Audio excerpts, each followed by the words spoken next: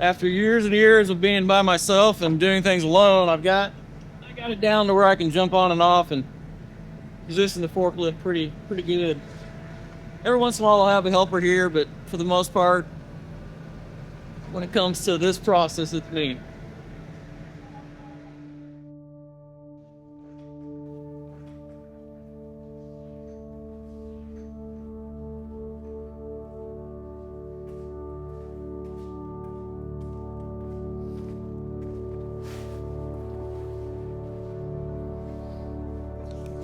I started working with granite and etching about 22 years ago.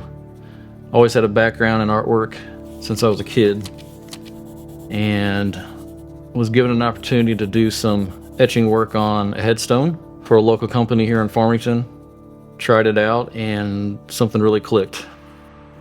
So I've been doing memorial artwork for a few years, always working on projects for other people, other families that have experienced the loss of a loved one. I was approached by a local cemetery to do an infant memorial for Farmington, and that project really got me through a hard time. My wife and I lost our first baby girl at birth.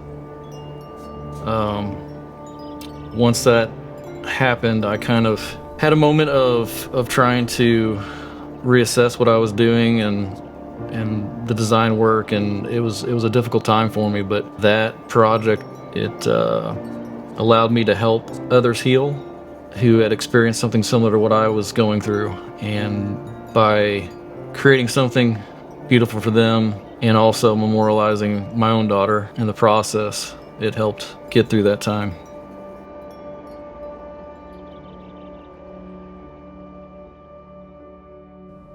So this is a project I just finished etching and sealed. It's ready to move out. It'll still go through a process for the family of engraving their name and dates, which I don't actually do sandblast work. I just do the laser etching work in this facility. A lot of times I'll have the images already in my head of what I want to see or to portray, and it's a matter of getting the details figured out, finding historical shots, if it's, for instance, military projects, or if it's something brand new that's never been created. It's a matter of pulling a lot of pieces together, getting reference material, and then developing the design from there. I am working on a pencil rendering for a project in Perryville, Missouri called Laying Down the Burden. Probably the most important one I've done so far in my career. One that I've been working towards for about 6 years now. A lot of work has gone into getting it to actually come into existence. So while I was working on the Honor Flag Memorial for Missouri National Veterans Memorial in Perryville, Missouri, I had some panels that needed to be cut, and I had a conversation with a young man that was a veteran from the Afghanistan war, and told him what we were working on and about Perryville and the Vietnam Wall and the other memorials that were kind of coming into existence out there, and how we had plans in the future to do even more. And he said, I'd really like to see a PTS memorial. He said, I had a real good friend of mine that was a buddy that I served with that just committed suicide. That was a moment that got me thinking, and I really didn't stop thinking about it once I ran into that young man. So I reconnected with Missouri National Veterans Memorial in Perryville, Missouri, and started talking about this idea. So yeah, my hope is for lives to be saved with this memorial, not just talking about the lives that have already been lost.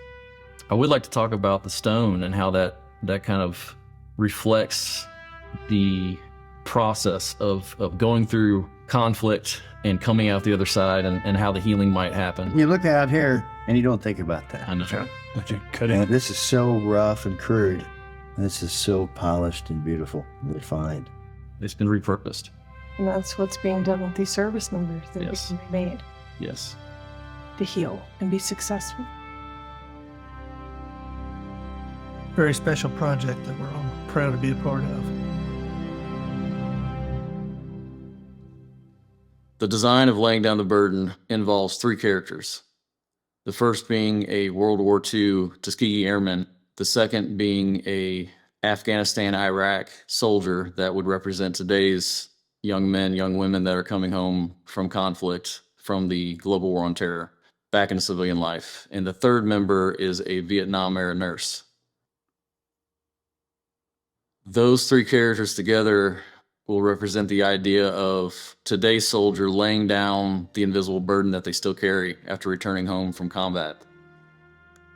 What I learned when I created and designed the Anthem Memorial and the experience of helping others heal from their own trauma, that brought me to the point of this idea for laying down the burden, that who better in a position to help a veteran heal from these hidden wounds that they carry and lay down these burdens than another veteran that has experienced something similar. My hope is to bring all those people together, and as a community, a veteran community, they can help each other heal.